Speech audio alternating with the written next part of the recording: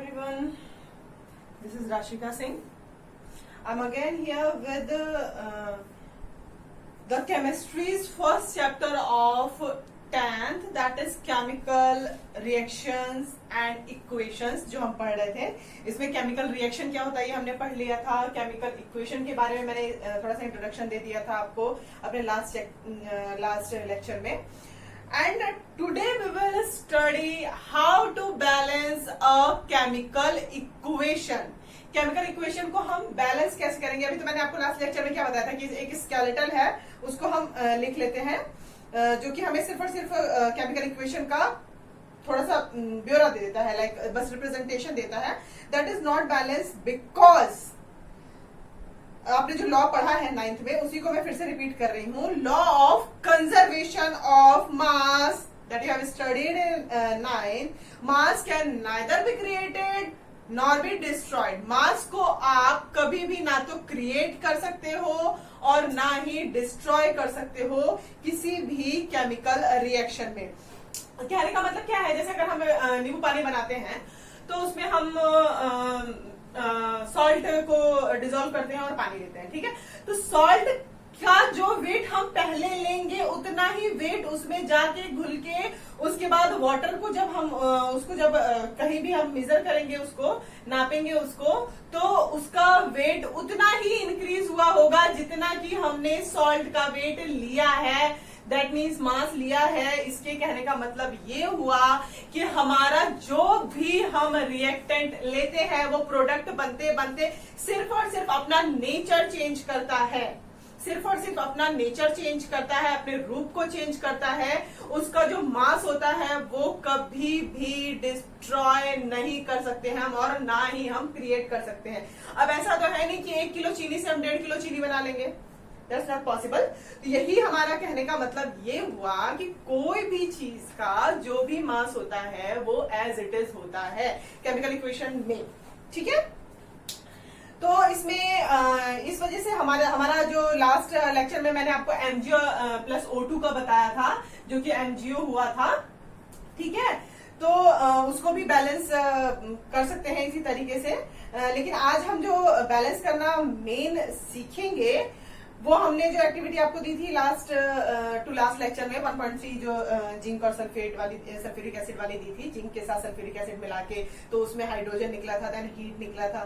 तो उसको हम बैलेंस करना आज सीखेंगे कि उसको कोई भी केमिकल रिएक्शन हमारे पास स्केलेटल रूप में सिर्फ और सिर्फ दिया हो, सिर्फ और सिर्फ मतलब ऐसे एलिमेंट के साथ आपको दे दिया रिएक्टेंट ये है और प्रोडक्ट ये हो गया जी. लेकिन उसका बैलेंस्ड फॉर्म हमें लिखना ही पड़ेगा. लाइक अगर हम किसी भी रिएक्टेंट के 2 मॉलिक्यूल लेते हैं, 2 Mg लेते हैं सपोज, तो हमारे प्रोडक्ट में भी Mg के 2 ही एलिमेंट होने चाहिए. ये कभी भी चेंज नहीं होगा. ठीक है, तो इसको हम एक एग्जांपल से समझते हैं. इतना थ्योरेटिकल इसका डिस्क्रिप्शन बहुत हो गया. अब जरा इसको हम देख लेते हैं कि कैसे हम किसी इक्वेशन को लेके बैलेंस करते हैं. तो एक्टिविटी 1.3 का जो हमने किया था उसमें हमें क्या मिला था, जिंक के साथ हमने लिया था, जिंक प्लस से डिनोट करते हैं किसी भी हम रिएक्टेंट को लेते हैं और प्रोडक्ट जो भी आता है वो भी उसको प्लस से ही डिनोट करते हैं. सल्फ्यूरिक एसिड, सल्फ्यूरिक एसिड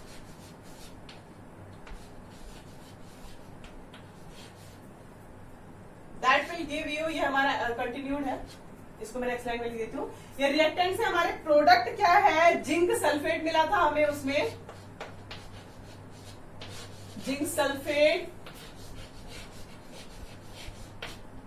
ठीक है, और उसमें क्या हमारी निकल रही थी, हाइड्रोजन निकल रहा था, प्लस हाइड्रोजन. ये पूरा है हाइड्रोजन.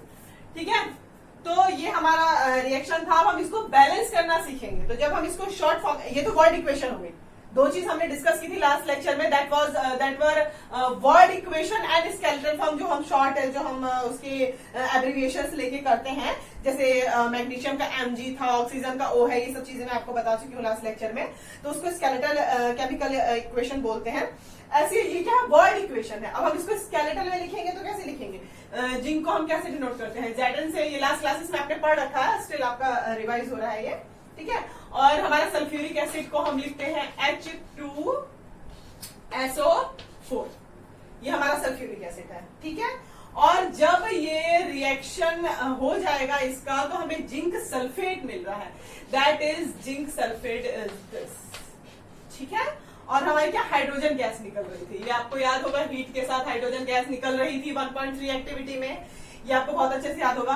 तो अब हम इसमें क्या करेंगे, देखेंगे कि हमारे एलिमेंट्स जो हैं, एलिमेंट्स क्या क्या है इसमें। सबसे पहले हम एलिमेंट का कॉलम बना लेंगे, ठीक है।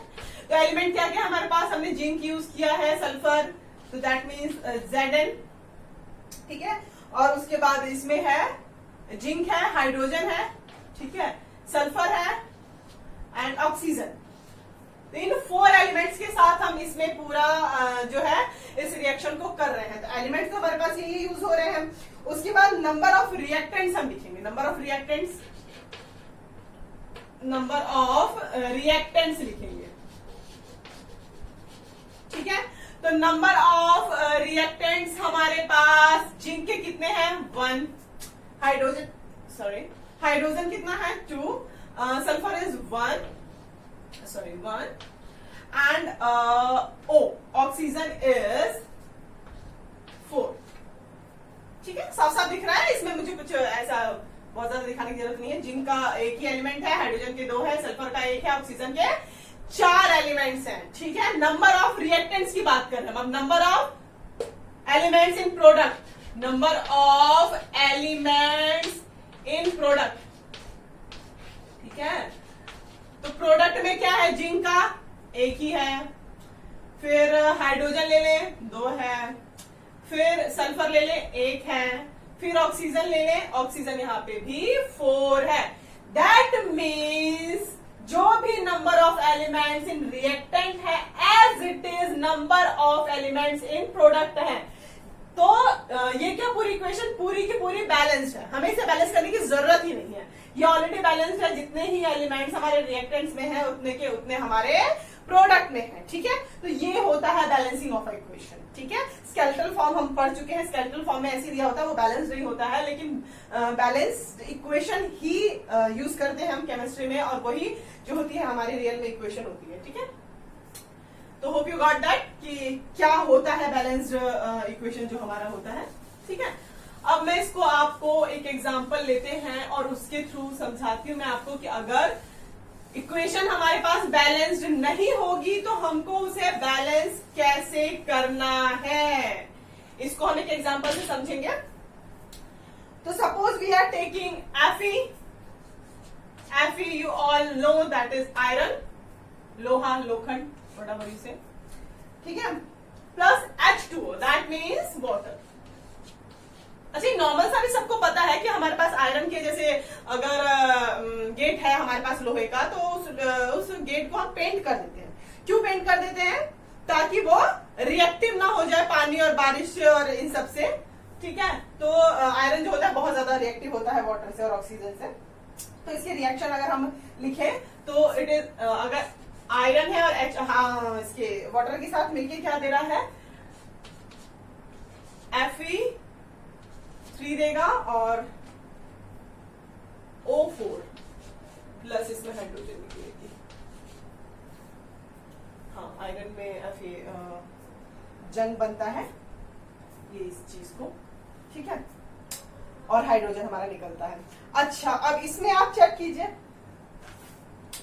सबसे पहले तो आपको साफ साफ दिख रहा है भाई, आयरन के इसमें एक ही है और इसमें मैंने F यहाँ लिख दिया, कंफ्यूज मत होइएगा, दैट इज F, ठीक है। तो इसमें आयरन के सिंगल एलिमेंट है, इसमें 3 है, ऑक्सीजन का 1 है, इसमें 4 है, तो obviously we have to balance it, ठीक है। अब बैलेंस करेंगे कैसे, पहले तो हम यहाँ पे बॉक्सेस बना लेते हैं, ठीक है।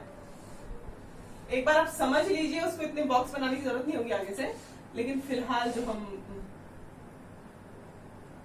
बॉक्स बना लेते हैं, इसको भी इधर बॉक्स बना लेते हैं, ठीक है, इसको भी इधर बॉक्स बना लेते हैं, ठीक। अब देखो, सबसे पहले तो ये पहला स्टेप होता है कि हम बॉक्सेस में इनको कवर कर लें, ठीक है। उसके बाद आप क्या करोगे, एलिमेंट्स लिखेंगे इसके। तो इसमें आयरन के कितने एलिमेंट हैं, आयरन के एलिमेंट हमारे पास इसमें 1 है, ठीक है। आयरन के एलिमेंट हम अलग अलग लेंगे, रिएक्टेंट में कितने हैं और प्रोडक्ट में कितने हैं। तो इसमें आयरन है, then we have hydrogen, then we have oxygen. तो आयरन के इसमें कितना है 1 और प्रोडक्ट में है इट इज 3। हाइड्रोजन के कितना है, here it is 2 and that it is also 2।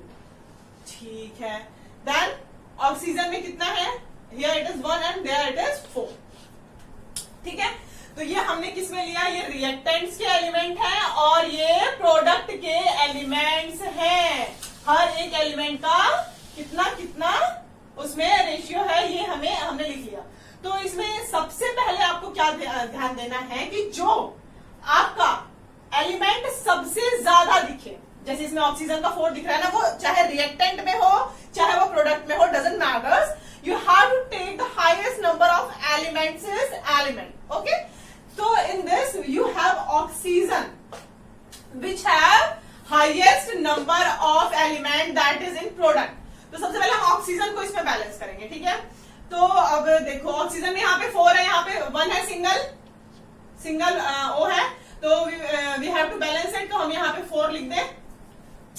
ठीक है, 4 होगा ना, जैसे यहाँ पे O सिंगल है, वी हैव हियर 4 O, तो हम अगर 4 से इसको मल्टीप्लाई कर देंगे तो 4 ऑक्सीजन आ जाएंगे ना हमारे पास। ठीक है, we are balancing chemical equation now. ठीक है, तो अब सिर्फ और सिर्फ O में तो हम ऐसे 4 मल्टीप्लाई नहीं कर सकते, पूरे के पूरे हमें एलिमेंट में ही करना पड़ता है। ऐसा नहीं है कि आप O को उठा के उसको 4 से मल्टीप्लाई कर दो, ऐसे नहीं लिखते हैं। ठीक है, तो हमने क्या किया, हमें ये पूरा बॉक्स लिखने का मतलब ही होता है कि आपकी इसके आउटर में जो करना है करो, आप अंदर से एलिमेंट्स को नहीं छेड़ सकते हो। ठीक है, तो हमने यहाँ पे 4 लिख दिया। अब बैलेंस हो गया, चलो ऑक्सीजन बैलेंस हो गया, we have oxygen 4 now in product as well as in reactant में भी 4 हो गया और हमारे पास प्रोडक्ट में भी 4 हो गया। अब नेक्स्ट क्या हम लेते हैं, अब हमारे पास आयरन और हाइड्रोजन बचा है, कुछ भी आप ले लो, तो चलो हाइड्रोजन ही लेते हैं। अब ये क्या था, हाइड्रोजन 2 तो था हमारे पास, हाइड्रोजन पहले बैलेंस था, लेकिन अब क्या हुआ, अब हमने जो ऑक्सीजन को हमें 4 बनाना था, तो यहाँ पे हमारे पास हाइड्रोजन 8 हो गए, H2 का 4 गुना, दैट मीन्स 2 हाइड्रोजन हमारे पास हम 4 बार लिखेंगे, H2 दैट मीन्स 2 1 जा 2, 2 2 जा 4, 2 3 जा 6, 2 4 जा 8। कितने हाइड्रोजन हो गए हमारे पास, 8 हाइड्रोजन हो गए, जो कि वहां पे 2 ही है।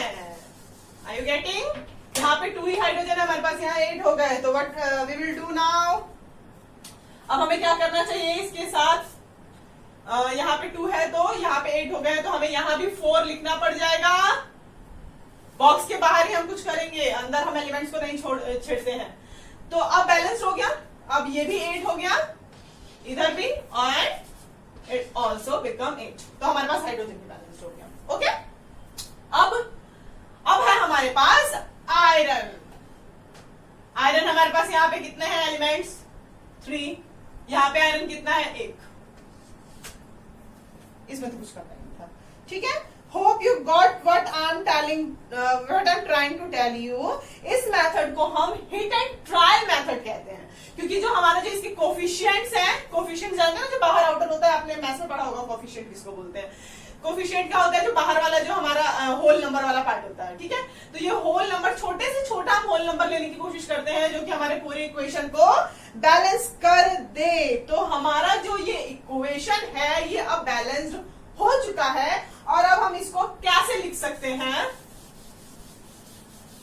इसको अब हम ऐसे लिख सकते हैं, 3Fe plus 4H2O implies Fe3O4 plus 4H2। ठीक है, now this is our balanced equation, and this method of balancing equation we calls hit and trial method। ठीक है, क्योंकि अब इसमें ट्राई करके देख रहे हैं ना, देखो इधर 2 डाल के हो जाएगा क्या बैलेंस, देखो इधर 4 डाल के हो जाएगा, तो हिट एंड ट्रायल ही कर रहे हैं ना इसको।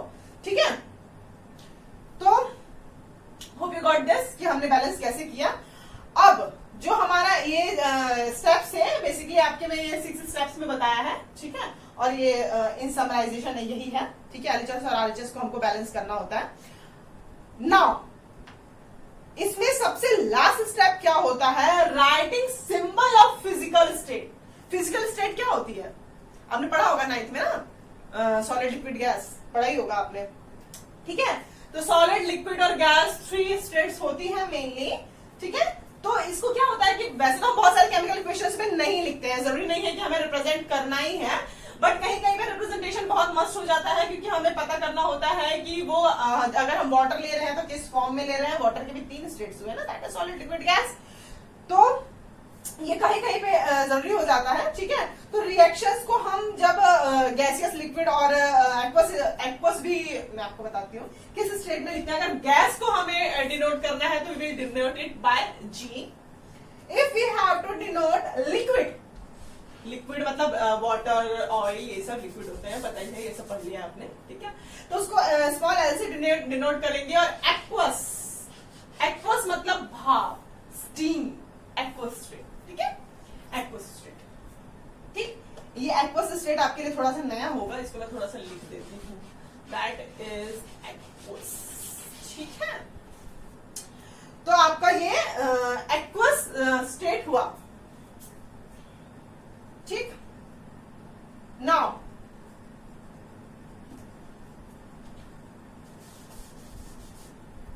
एक्वस के बाद क्या हुआ हमारे पास, it is solid state. Solid we will represent it as. अब एक्वस को मैं आपको एक अलग से दिखा देती हूँ। एक्वस मेन जो है इसका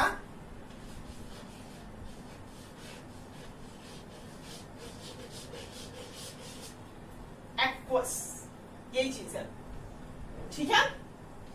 ये आपकी स्पेलिंग है एक्वस की, जिसको हम बोलते हैं स्टीम या भाप, ठीक है। तो अब मैं इसमें आपको बताऊंगी कहां कहां पे अगर हम रिप्रेजेंट करते हैं तो कैसे इसको लिख लेते हैं। इसके आगे हम सॉलिड लगा देंगे। आयरन ऑब्वियस ही बात है सॉलिड होता है, ये सब जानते हैं, ठीक है, कि लोहा जो होता है वो सॉलिड होता है। H2O गैस, मैं इसमें भी लगा रही हूँ, रिप्रेजेंट बताती हूँ कि हाँ गैस क्यों लगा रखा है, वैसे तो H2O पानी है, ठीक है। अब ये भी हमारा सॉलिड स्टेट होता है, ऐसे ही बगल में हम लिख देते हैं, बस इसमें थोड़ी खींची पीछे हो रही है, ठीक है। And it is gas, hydrogen तो गैस ही होती है, ठीक है। एक्वस स्टेट आप समझ गए होंगे कि यह है गैसियस, लिक्विड, एक्वस और सॉलिड, ठीक है। एक्वस मैंने आपको अलग से बता दिया व्हाट इज एक्वस। एक्वस थोड़ा सा आपके लिए शायद नया वर्ड हो, ये स्टीम या भाप के उसमें यूज होता है, ठीक है। नाउ अब यहां पे जो हमने वाटर को है ये गैसेस स्टेट में लिखने का क्या मतलब हुआ, क्या मतलब हुआ कि H2O को हम गैसेस स्टेट यानी कि स्टीम के रूप में यूज कर रहे हैं, ठीक है। कितनी बार ऐसा होता होगा, तुमने घर में देखा होगा कि दाल पक जाती है, स्टिल हम कुकर जो है तुरंत ओपन नहीं करते, क्यों, हम छोड़ देते हैं वो स्टीम से पके। सिर्फ और सिर्फ गैस से नहीं, हीट से नहीं पकता है वो क्या होता है, स्टीम से पकना चाहिए, इसलिए हम उसको थोड़ी देर छोड़ देते हैं कि हाँ भाई कुकर एकदम से मत खोलो, ठीक है। ये बहुत बार सुना होगा आपने। तो हर जगह अपने अपने उसके जो स्टेट्स होते हैं उनका अपना अपना वर्क होता है, ठीक है। तो इस तरीके से तो हम गैसेस स्टेट, लिक्विड, एक्वस और सॉलिड स्टेट को ऐसे मेंशन कर देते हैं। अगर इफ रिक्वायर्ड, हमें हर इक्वेशन में ये नहीं लिखना है, इफ रिक्वायर्ड अगर आपसे पूछा जा रहा है, कहा जा रहा है, तभी हम इसको मेंशन करते हैं, ठीक है। अब ये चीज हो गई। अब इसी इक्वेशन में हम टेम्परेचर और प्रेशर को भी डिनोट करते हैं। कैटलिस्ट, टेम्परेचर और प्रेशर शायद आपने लास्ट ईयर पढ़ रखा है। इसमें टेम्परेचर का क्या रोल होता है, टेम्परेचर का बहुत ही ज्यादा रोल होता है, ये आप 9th क्लास में पढ़ चुके हैं। जैसे ही हमें अगर हमारे पास बर्फ है, आइस है, आइस को अगर हमें पिघलाना है तो हम किस में रखते हैं, गर्म उसमें, तो टेम्परेचर क्या हुआ, चेंज हुआ, ठीक है।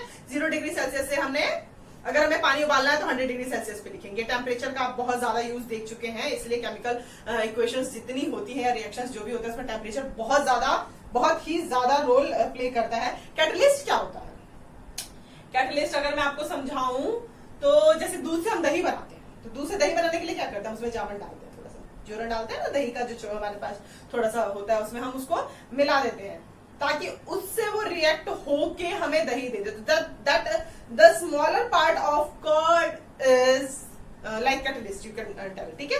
जैसे अगर हमारे पास सपोज दूध फट जाता है, गर्मियों में बहुत बार ऐसा होता है कि दूध फट जाता है, तो अब हम क्या करें, दूध पूरा भी नहीं फटा है, पूरा भी नहीं फटा होता इतने अच्छे से, तो क्या करते हैं उसमें फिटकरी या कुछ ऐसा कैटलिस्ट डाल देते हैं कि वो और अच्छे से फट जाए और हमसे पनीर बना ले। तो ये सारी चीज कैटलिस्ट होती है, ठीक है।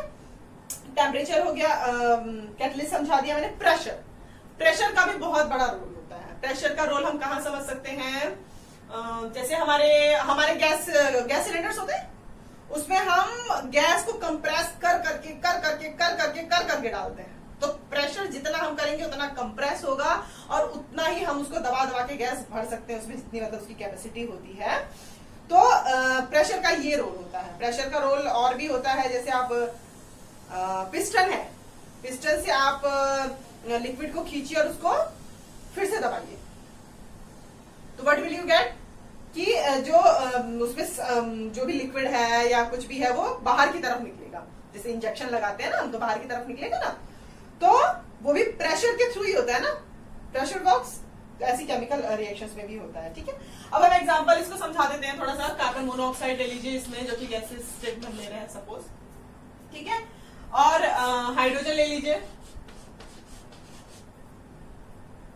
ये भी गैसेस स्टेट में ही होता है, ठीक है। What it gives us, that is under pressure. और इसका प्रेशर जो होता है उसको हम कैसे मेंशन करते हैं, जैसे कितने प्रेशर के अंदर, 340 ATM। ATM कहने का क्या मतलब हुआ, एटमॉस्फेरिक प्रेशर। मतलब कि एटमॉस्फेयर प्रेशर की जो नापने की यूनिट है वो ATM है। जैसे हम 1 किलोग्राम को केजी में नापते हैं ना, केजी लिखते हैं, ग्राम को जी लिखते हैं, तो दैट इज प्रेशर को नापने की जो यूनिट है वो ATM है। इतने 340 डिग्री ATM यूज करके हमने इन दोनों गैस से इसको तैयार कर दिया, CH3OH जो है। ये आप पढ़ेंगे और क्या है ये सारी चीजें, इतना मैं इलेबोरेट करके नहीं बता रही हूँ इसको, बस मैं प्रेशर का इसमें आपको रोल बता रही थी, ठीक है। अब suppose we have next reaction that is 6CO2। ये एक्वस स्टेट में है हमारा, एक्वस स्टेट हम अभी डिस्कस कर चुके हैं, ठीक है। Plus 12H2O, that is in liquid state. H2 liquid state में ही होता है ना ज्यादातर, तो we will write it here liquid state, ठीक है। Hope you are not confusing, ठीक है। अच्छा, अब ये एरो थोड़ा सा मैं यहां लेना चाहूंगी क्योंकि ये थोड़ा सा इलेबोरेटिव है। जो कार्बन डाइऑक्साइड है और जो लिक्विड स्टेट है हमारा वाटर, वो मिलके सनलाइट और क्लोरोफिल के एग्जिस्टेंस में, मैं आपको कौन सा सनलाइट और क्लोरोफिल के एग्जिस्टेंस में क्या होता है ये सब चीजें आप पढ़ चुके हैं। जो हमारे प्लांट है वो अपना खाना बनाते हैं, ये सारी चीजें आप पढ़ चुके हैं, ठीक है। तो सनलाइट, ठीक है, सनलाइट और क्लोरोफिल की एग्जिस्टेंस में,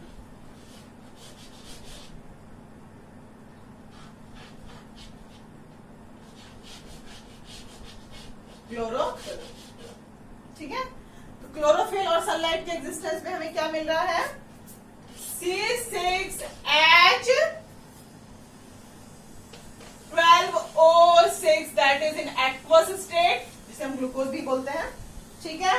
प्लस यही पे 6O2, ये भी एक्वस स्टेट, ठीक है।